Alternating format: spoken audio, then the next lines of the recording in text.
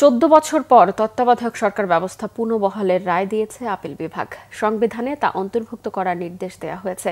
তবে এটি কার্যকর হবে চতুর্দশ নির্বাচন থেকে। ত্রয়োদশ জাতীয় সংসদ নির্বাচন হবে অন্তর্বর্তী সরকারের অধীনেই।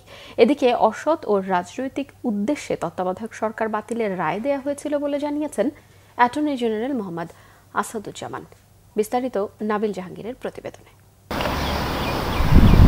1996 সালে 13তম সংশোধনীর মাধ্যমে বাংলাদেশের সংবিধানে নির্দলীয় তত্ত্বাবধায়ক সরকার ব্যবস্থা যুক্ত করা হয়। কিন্তু একটি রিট আবেদন নিষ্পত্তি করে 2011 সালে তত্ত্বাবধায়ক সরকার ব্যবস্থাকে অবৈধ ঘোষণা করে তৎকালীন প্রধান বিচারপতি ABM খায়রুল হকের নেতৃত্বাধীন আপিল বিভাগ।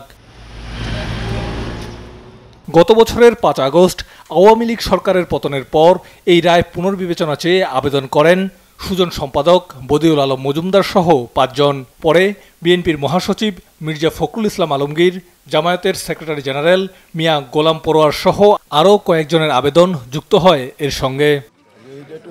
9 জনের করা আবেদনের শুনানি শেষে বৃহস্পতিবার তত্ত্বাবধায়ক সরকার পুনর্বহাল করে সর্বসম্মতিক্রমে রায় ঘোষণা করেন প্রধান বিচারপতি রেফাত আহমেদের নেতৃত্বাধীন 7 বিচারপতির আপিল বেঞ্চ।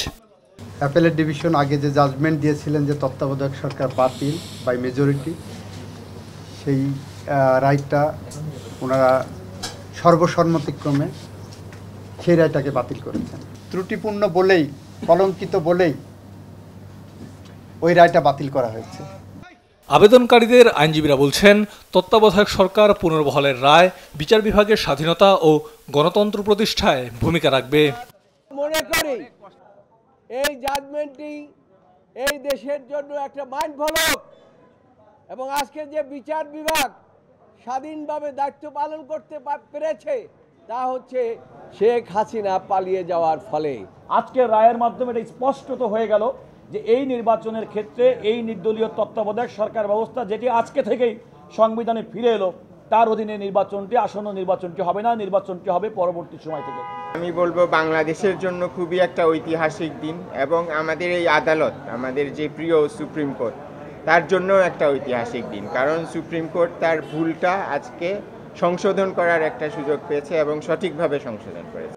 তবে জুলাই সনদ বাস্তবায়ন হলে তত্ত্বাবধায়ক সরকারের গঠন প্রক্রিয়ায় পরিবর্তন আসতে পারে বলে জানান আইনজীবীরা। এখন যে তত্ত্বাবধায়ক সরকারের যে ফরমেশন এখন আছে, সেখানে লাস্ট রিটায়ার্ড চিফ জাস্টিসই হবেন তত্ত্বাবধায়ক সরকারের প্রধান। কিন্তু এটা বর্তমানে কার্যকর হচ্ছে না। আপনারা ইতিমধ্যে জানেন যে জুলাই চার্টারে যেটাকে গণভোটে পাঠানো হচ্ছে, সেখানে 4টি অপশন দেওয়া হয়েছে। এই 4টি অপশন যদি গণভোটে অ্যাকসেপ্টেড হয়, তাহলে নতুন পার্লামেন্টে সংবিধান সংস্কার সভায় যদি এটা গৃহীত হয়, তাহলে তত্ত্বাবধায়ক সরকারের ফরম্যাটে আমূল পরিবর্তন আসতে পারে। পূর্ণাঙ্গ রায়ে তত্ত্বাবধায়ক সরকার নিয়ে আপিল বিভাগের বিস্তারিত মতামত প্রকাশিত হবে।